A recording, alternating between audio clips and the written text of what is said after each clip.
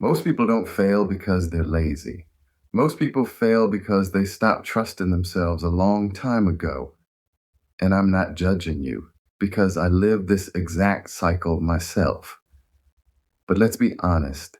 You can't build freedom when the person you trust the least is you.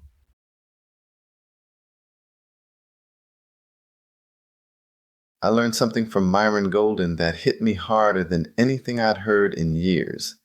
He said, "You don't trust yourself because you've lied to yourself more than anyone else." And when he said it, it stopped me cold because it was true. We lied to ourselves constantly. I'll start tomorrow. I'll get serious on Monday. I'll do it after the holidays. Next year is my year. I'm going to stop procrastinating eventually. We make promises to ourselves we never honor. And after years of breaking those promises, your brain finally says, "I don't believe you anymore."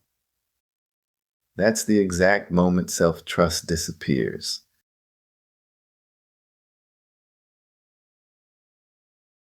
I'm speaking from experience here. When I was younger, I was unstoppable, confident, aggressive, focused. If I wanted something, I chased it. If opportunity showed up, I acted fast. But life hits you. You take losses. You get disappointed. You try things that don't work. You get burned a few times, and piece by piece, that fearless inner voice gets quieter. Over time, I became more conservative, not financially, mentally. I lost my aggression. I played smaller. I got cautious. I debated everything. I prepared for the worst instead of expecting the best. The positive voice I used to have got replaced with a voice full of doubt, hesitation, and fear. And the more that voice took over, the less reliable I became to myself. I said I'd do things, but didn't. I said I'd start, but delayed. I said I'd change, but waited. And that's exactly how self-trust dies.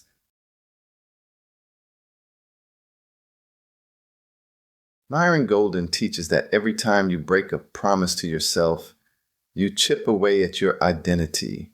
You tell yourself you're going to wake up early, fix a habit, start that project, follow through this time, stop procrastinating, make a move, improve your life, but you don't. So your brain learns you talk big, but you don't do big. And then when something important shows up, your inner voice says, "Yeah, right." You won't stick with it. You've said this before. Don't get excited. Remember the last time? That voice becomes your biggest enemy because it sounds like the truth.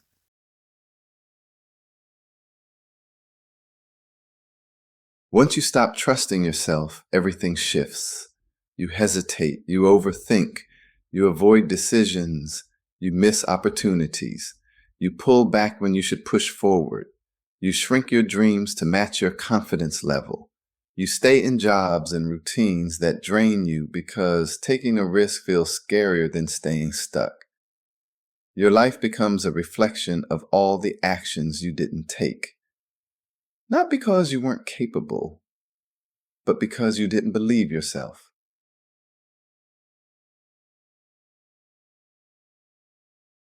But here's the part nobody tells you. That negative voice in your head is not the truth.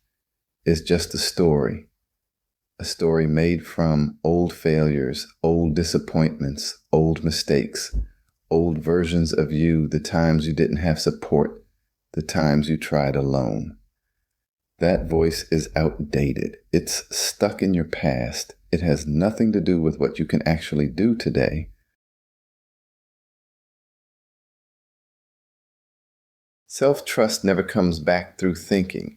It comes back through action, small wins, consistent actions, decisions you follow through on, habits you commit to, stacking proof that you are, once again, someone who does what they say they'll do. You rebuild trust with yourself the same way you rebuild trust with someone else, through actions, not words. Make one small promise today and keep it. Then make another, then another. Over time, you become someone you believe again. Let me leave you with this. You are not broken. You're not weak. You're not incapable. You're not behind. You're just out of practice when it comes to trusting you. But the moment you start keeping your own promises again, your confidence returns, your boldness returns, your clarity returns, your voice returns. And when you trust yourself again, your entire life changes. Not because of what's happening around you, but because of what's happening inside you. This is your moment. Not to talk yourself into it, but to prove yourself right again